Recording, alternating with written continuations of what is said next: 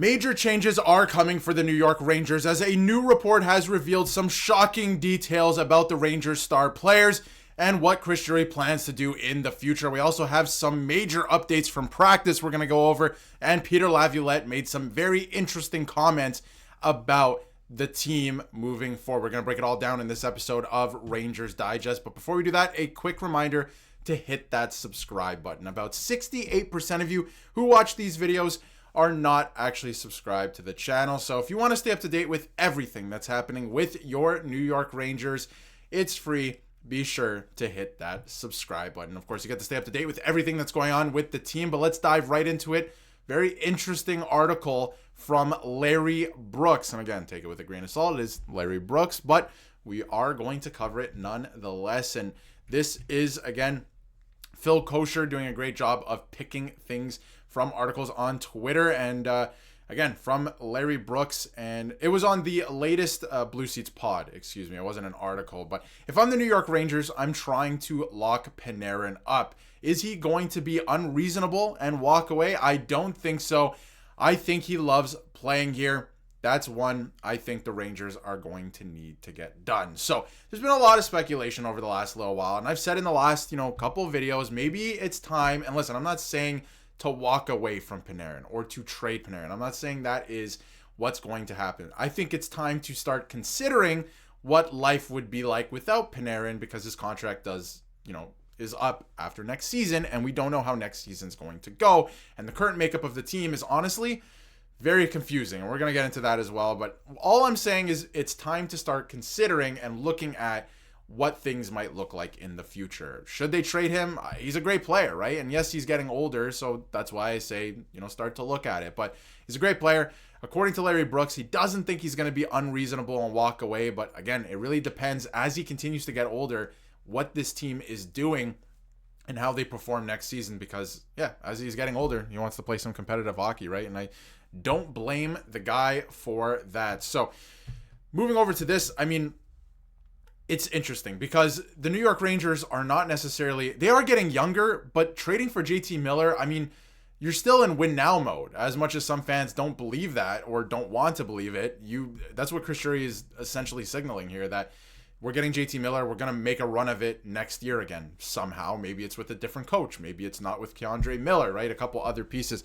We'll see what happens there. But like NYR Louis says here, once you traded for JT Miller and extended Igor to try and keep this window open for longer, you might as well extend Panarin. That's kind of what I'm thinking here. So unless Panarin wants to walk, I'm not sure he's going to leave. I think that the Rangers probably want to extend him. But again, depending on what happens next season, if this is going downhill very quickly in terms of the entire, the overall team, the outlook of the team, maybe there is a world where you look to trade him before he becomes a free agent, right? Because he does want to play some meaningful hockey. But I do believe he likes to play in New York and he wants to stay a New York Ranger. So major changes could be coming.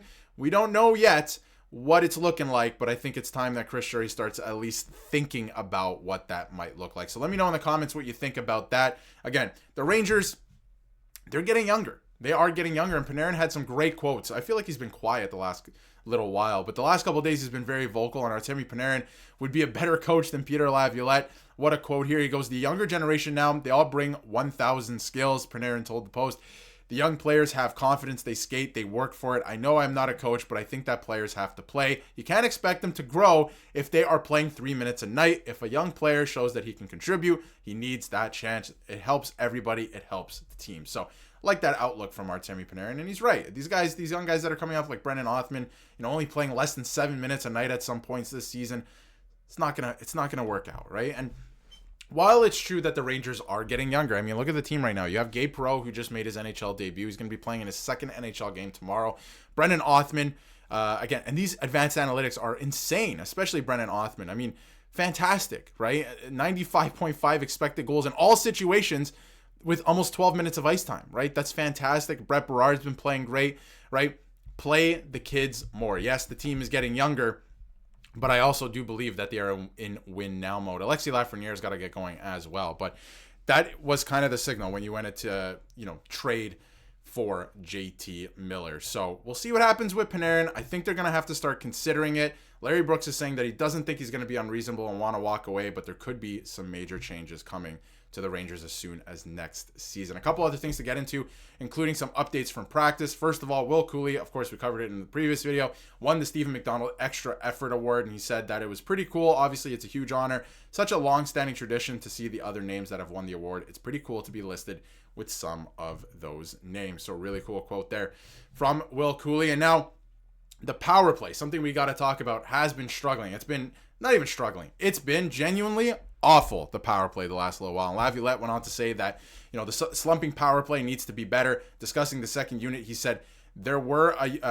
the unit that was most notable the other night. And I've noticed that sometimes that the second unit actually looks more hungry when they do get a chance to play. And Brodzinski hit the post off of a Perreault pass against the Wild the other night. And this is an interesting quote from Peter Laviolette regarding the power play. And he went on to say, it's moved around quite a bit. It's not like we're sitting here stuck on one thing. We're moving it around, trying different options, and we work on it in practice. It's an opportunity to make a difference in a game like tonight, and we'll continue to look at it and look at the personnel that we have and what we can do to make that effective inside of a game like tonight. And obviously they have a game coming up, a big one tomorrow afternoon against the New Jersey Devils. Special teams has been a real positive for us for a long time, but we're in a little bit of a funk right now with it, and we'll have to get out of it. So what did Peter Laviolette do in response to obviously saying this, the struggling power play? Well, he's changed things up. He's changed things up at practice, and there's some different, moving parts, and we don't know exactly what's going to stick. We also saw a couple days ago at practice ahead of the game against the Wild that Gabe Perreault was taking reps on power play too, so there's that as well. So, and he was swapping out kind of with Will Cooley. So we've got a power play unit of K'Andre Miller, Gabe Perreault, Johnny Brodzinski, Alexei Lafreniere, and Chris Kreider working on this end. Assuming that means power play 1 will be Fox, Panarin, Zibanejad, JT, and Trocheck. So changing things up a little bit. I wonder if you start one of these power plays with power play 2 just to see how power play 1 kind of responds to that. So I do wonder about that, but knowing Peter Laviolette, this is enough change for like a few months at this point. So we'll see what happens there, but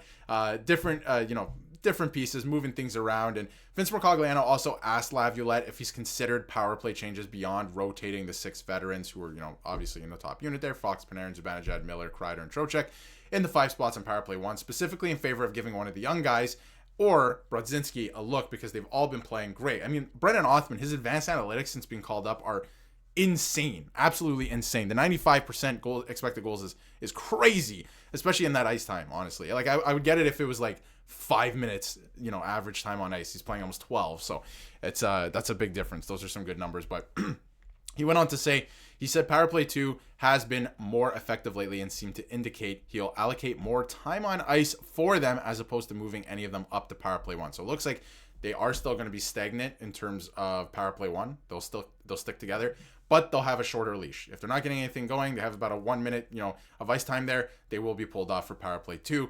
They're the unit that was most notable. So I think that's pretty interesting from Peter Laviolette. Some changes coming ahead of their next game against the Devils. And one final thing before we wrap up here in terms of updates, Laviolette said that Rempe is progressing, but didn't bite when I asked if he's an option for tomorrow. Keep in mind, Rempe earlier this week was skating in a non-contact jersey, but in one of their last practices, before the game against the Minnesota Wild, he was practicing in a regular jersey. So it looks like he's nearing a return. We don't know when.